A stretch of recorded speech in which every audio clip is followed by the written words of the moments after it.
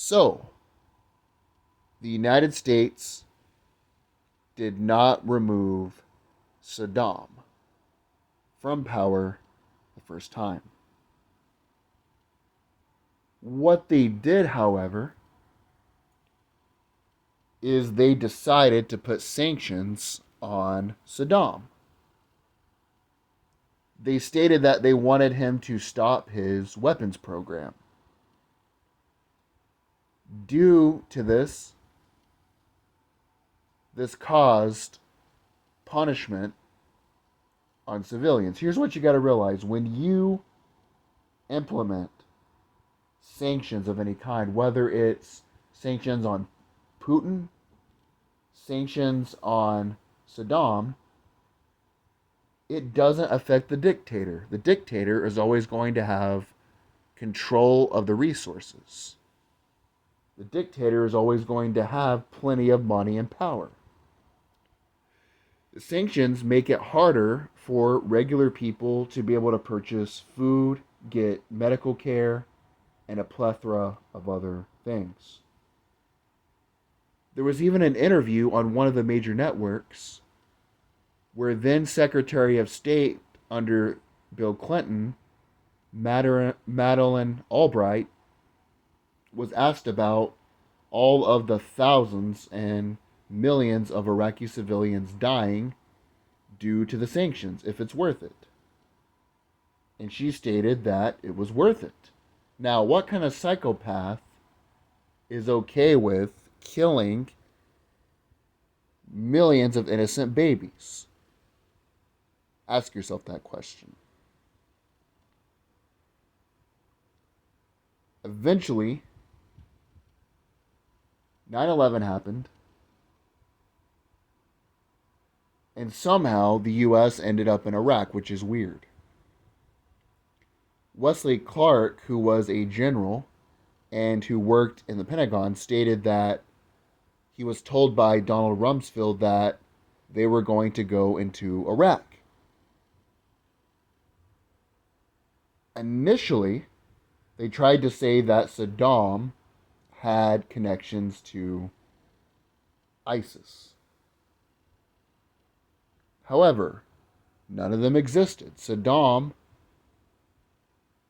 would not support such an organization because they were a threat to his power. Saddam wanted ultimate control of his country. Eventually, they stated that Saddam had WMDs. Now, what's interesting is that when he was interviewed by UN weapons inspectors, he gave a answer to a question that was basically a platitude. When he was asked many questions by Westerners or other governments, he would simply say, I'm going to do what's best for my country and we're looking into it. When they asked Saddam if he was going to get rid of his WMDs, that's what he stated. Even to this day, though, no WMDs have been found. In fact, according to the member of the CIA who interviewed Saddam before his trial, Saddam actually wasn't really running a lot of the country. He delegated a lot of the responsibility to members of the Ba'ath Party. He was actually working on a novel, and he was working to rebuild Babylon as a commercial center for trade and historical sites. We all know how the story ended. Saddam was tried, he was killed, and then Iraq essentially was thrown into chaos. The problem, as I stated in part one, is that the West thought that they could go into Iraq and implement a Western style democracy, when Iraq never had such a democracy, and we never asked the people what they themselves wanted. As Donald Rumsfeld's, rather, as Dick Cheney, these criminals are hard to remember, as Dick Cheney stated in 1994, eventually the power vacuum came back to bite the West in the ass. What happened was they went through this process called de-Baathification. Since all of Saddam's party members were part of the Ba'ath Party, the U.S. thought, okay, let's not let them control anything. The problem is that the only people trained in government affairs who were around the administration that knew how to run day-to-day operations were part of the Ba'ath Party, and they were excluded due to their connections from Saddam. They also got rid of the Iraqi military, the Iraqi police. Then you had the Kurds, the Shiites, and the Sunnis all fighting for power in that region. It created a power vacuum. ISIS ended up controlling, for a period of time, the second largest city in Iraq. All of this could have been avoided if the U.S. simply would have left Saddam alone. All that trillions of dollars that were spent, the millions of lives, all based upon a false premise of weapons of mass destruction, WMDs. There are many theories speculating why President Bush decided to go into Iraq.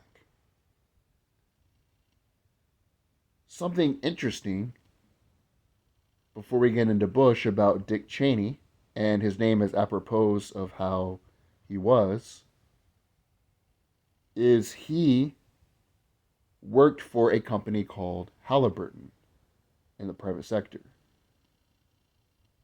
Halliburton ended up giving him a ginormous retirement package before he became vice president. During the war, Halliburton got millions of dollars in no-bid contracts, meaning that they simply were able to offer the contracts at whatever they wanted, and they didn't have competitors. The theory behind Bush is that he wanted to finish what his daddy started.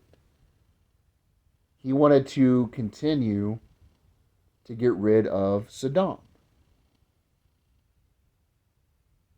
My theory behind this is that Bush, like most presidents, is simply a puppet for the big corporations, the global elite, the people that really run the show. I don't have time to get into who that is right now. I have my theories. I'm sure you have yours. Basically, Bush has grown up all of his life in the elite circle. He was in the elite Skull and Bones in Yale. His daddy was in it. He is a puppet. Bush got elected, and he was forced to do what he was told. Any leader that steps out of line, like JFK, ends up deposed of in some sort of way.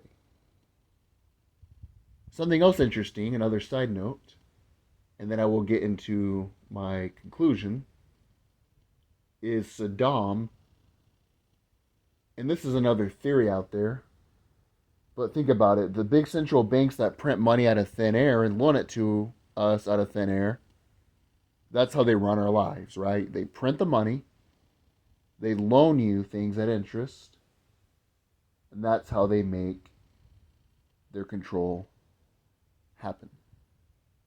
It's just coincidental that the leaders who decided they wanted to sell their oil in something other than dollars happened to be deposed of. Saddam wanted to start trading Iraqi oil in pounds instead of dollars. Gaddafi, and I'm going to get into him soon in a video, actually wanted to start using gold, the Pan-African currency. So that's one of the theories. There's all kinds of theories and all kinds of things out there. The point is, though, we spent trillions of dollars, wasted millions of lives, and made the country worse as a result.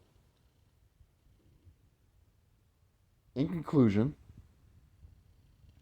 you've got to be careful going into these countries, whether it's Libya, Syria, and even North Korea, and simply removing the leaders. The people in that country most likely are going to grow up in a propaganda education system where they see Westerners as imperialist. And why is it our job to tell other countries how to run things if they are not doing anything to us directly? It's not America's job to be the police of the world. We're not the world's police. I support having a non-interventionist foreign policy. For all these warmongers who cheerlead these wars, if you want a war so damn bad, go join the military yourself. It's easy to say, I'm for war, and let other individuals go die. If you yourself want a war that bad, go for it. That's why I'm very incredulous anytime we talk about regime change. In the entire history of regime change that the U.S. has implemented, the U.S. began this with the Dulles brothers back in the 50s during the Eisenhower administration in Iran. United Fruit Company had a coup in Iran. I won't get into that right now. The point is, out of all the coups the U.S. has implemented, you can go on Google and look at all of the coups and all of the revolutions they funded, either directly or indirectly by money and arms and all other things. The only one I can think of that was successful was Japan. MacArthur was the leader of Japan for a period of time, and then you have the government you have today. But out of all of the coups, whether it's Egypt, Iran, Libya, Syria that they tried to do, all these different coups, the countries ended up worse off. You created a power vacuum where all these different factions were fighting. And it led to the rise of ISIS. Think about this. Saddam and Gaddafi both killed terrorists. They were horrible people, but they both killed terrorists because they were a threat to their regime. We sent arms to rebels. Nobody knows who the hell these rebels were. Many of them were parts of ISIS. Essentially, the U.S. funded and created ISIS. Whether that was by pure stupidity or malfeasance, we'll never know. But think about this. We sent weapons to overthrow these governments, which happened to be members of ISIS. You can't just go into a country, even a country like North Korea, remove the leader, have no clear person to gain the levers of power, and then expect for things to turn out good. I mean, hell, the U.S. had to stay in Iraq. They were withdrawn by Obama, and they had to go back because the region was so unstable. All I'm saying is Saddam was a bad guy, but under him, the region was more stable, and the U.S. is hypocritical. They worked with Saddam when they needed him, and then when he went out of line, They deposed of him. I caution anybody, though, I do see people overreacting. When somebody dies, people tend to make them a martyr. Saddam Hussein was a scumbag. He was a bad guy. I see people in the comment sections of many of these videos that talk about the truth of the Iraq War, making him some sort of a hero and romanticizing him. Don't do that. He's a piece of garbage. And if hell's a real place, he's definitely in there right now, and rightfully so. The Iraqi citizens, though, under Saddam, had access to health care, education, and some of the money that was made from the oil sales were given back to the citizens. Now, Saddam took most of it for his palaces and his wine and his concubines and so on and so forth, but the average citizen's life was more stable. They had more access to resources, and you didn't have terrorists running around in that power vacuum.